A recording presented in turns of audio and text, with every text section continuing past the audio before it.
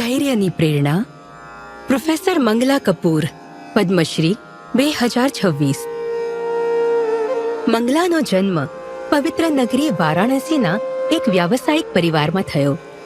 એમનું બાળપણ ખુશીથી ભરેલું હતું, પણ 12 વર્ષની ઉંમરમાં આ શાંતિ છીનવાઈ ગઈ. વ્યાપારિક દુશ્મનીને કારણે નિર્દોષ મંગલા પર તેજાબથી હુમલો થયો. હું 6 વર્ષ સુધી હોસ્પિટલમાં હતી. મારા માટે મારી માં લડતી રહી. મારા પિતાએ મને બહુ પ્રોત્સાહિત કરી, એટલે જ આજે હું અહીં સુધી પહોંચી છું. આવા માતા પિતા મળવા બહુ જ કઠિન છે. પણ જ્યારે તેમણે સામાન્ય બનવાની કોશિશ કરી તો લોકોએ એમનું અદમ્ય સાહસ નહીં, માત્ર દાઝેલો ચહેરો જોયો. બહાર જતી વખતે હું હંમેશા એક આખું કપડું શરીર પર ઢાંકીને નીકળતી હતી, જેથી કોઈ મને આખી જોઈ શકે નહીં. તેમનો આત્મવિશ્વાસ વધારવા માટે એમની માતા એમને ઇન્દુ મહિલા સંગીત વિદ્યાલય લઈ ગયા. માએ એમને કહ્યું કે હું આને અહીં સિતાર શીખવવા લાવી છું. તો તેઓ બોલ્યા, પહેલા એને કહો કોઈ ગીત ગાય. પણ હું મારા ચહેરા પરથી સ્કાર્ફ હટાવી નહોતી રહી. માએ મને એક તમાચો માર્યો અને ઊંચે અવાજે કહ્યું, સ્કાર્ફ કાઢ અને ગા. પછી મેં ત્યાં એક ભજન સંભળાવ્યું.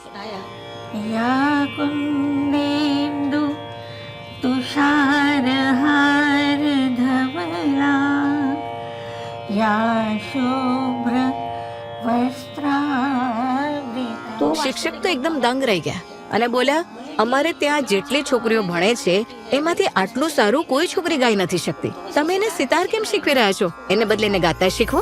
એમણે પ્રતિષ્ઠિત પ્રયાગ સંગીત સમિતિમાંથી ડિપ્લોમા પૂરું કર્યું. મંગલા માટે આત્મનિર્ભર બનવું જરૂરી બની ગયું હતું, એટલે એમણે બાળકોને ગાવાનું શીખવવાનું શરૂ કર્યું અને અંતે બનારસ મ્યુઝિક કોલેજમાં સંગીતમાં બેચલરમાં પ્રવેશ લીધો. એક સ્ટેજ પરફોર્મન્સમાં દર્શકોની પ્રતિક્રિયાના ડરથી આયોજકોએ પ્રવેશ ન આપ્યો, પણ એમની મંડળી પાસે એક ઉપાય હતો. એમણે ઓડિટોરિયમમાં અંધારું કરી નાખ્યું.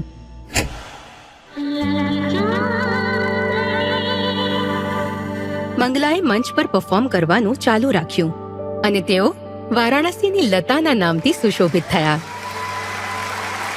તેમણે ઘણા સંગીત સમૂહો સાથે ગાવાનું પણ શરૂ કર્યું અને એક લેક્ચરર તરીકે કાશી વિશ્વવિદ્યાલય સાથે જોડાયા. તેઓ સંગીતના દરેક સ્તરના છાત્રોને ભણાવવા લાગ્યા.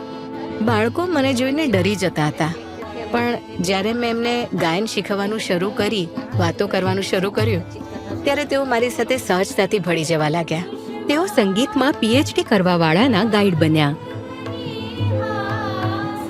અને એમની મદદ કરવા માટે સંગીત પર 5 પુસ્તકો લખ્યા.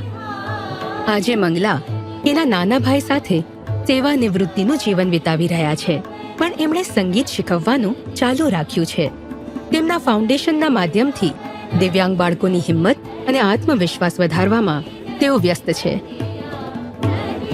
પ્રોફેસર મંગલા કપૂર, પદ્મશ્રી 2026.